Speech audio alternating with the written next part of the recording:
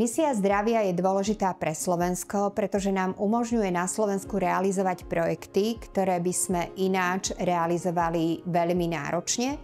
Náročne v zmysle finančnom, možno aj v zmysle kapacít, ktoré na Slovensku máme na to, aby sme sa venovali týmto témam v zdravotníctve. Som pediatér a teda mojou úlohou je v tejto misii zdravia venovať sa téme detí, ktorá je na Slovensku momentálne veľmi dôležitá. Máme rozpracovaných niekoľko tém, ktorým by sme sa veľmi radi venovali. Je to téma duševného zdravia detí, téma obezity, prípadne téma zriedkavých ochorení, kde pociťujeme na Slovensku deficit určitých centier, kde by boli tieto deti koncentrované.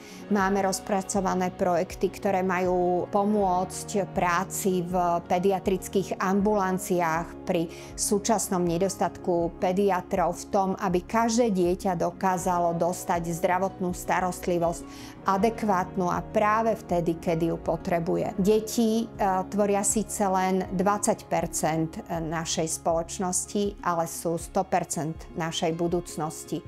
Preto témy, ktoré zlepšia ich život, veľmi pomôžu v zdravotníctve a v ich budúcom živote.